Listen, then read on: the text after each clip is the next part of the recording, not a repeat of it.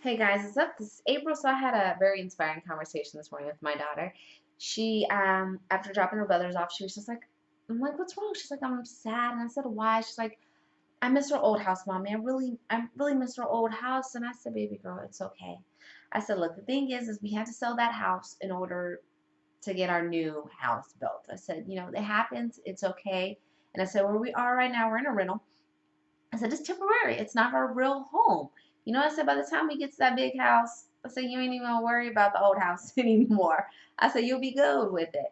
And that really just started stirring in my spirit because sometimes, like, when we got the process of, getting floor plans and stuff like that for our new home that's getting built, I was really nervous because we had to sell our current home.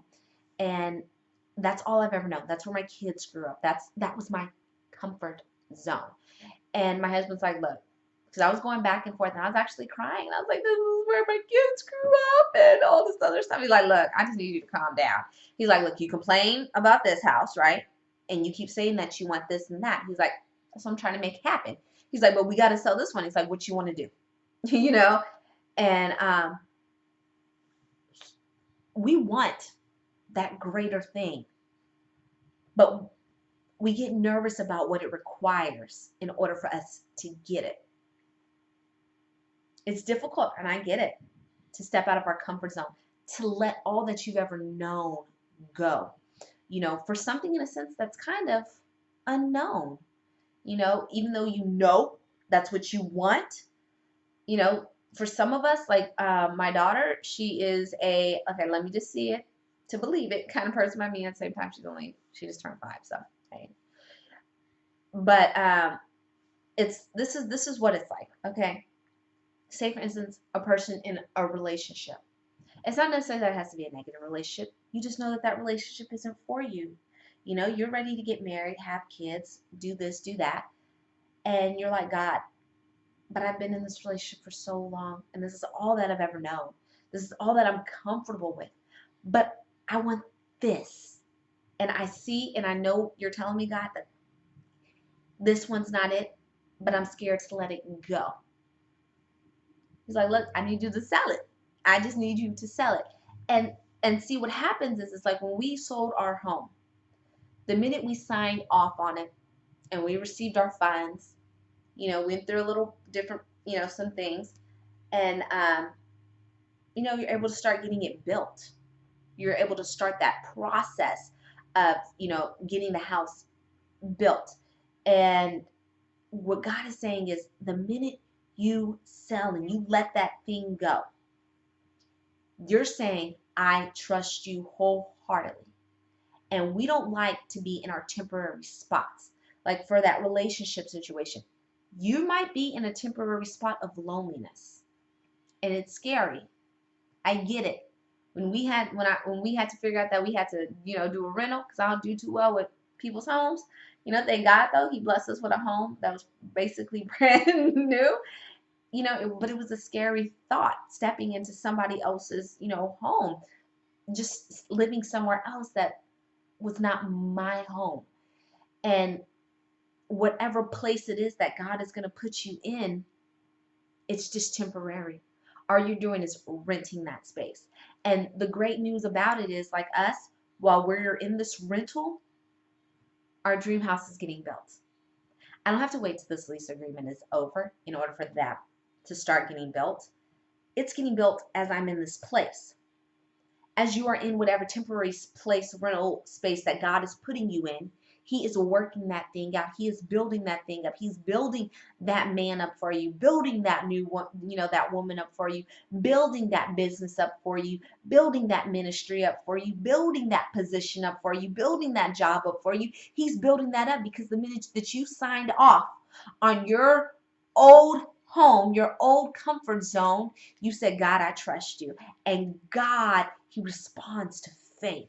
He responds to obedience. He responds to those things. So the minute you sign off on it, God said, the new home, the new thing is in the works. It's in the process.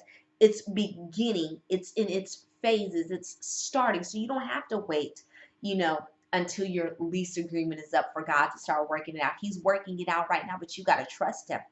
And the thing is that, like I told baby girl, I said, man, after, when we get to the new house, you ain't even going, that old house is going to be a thing of the past.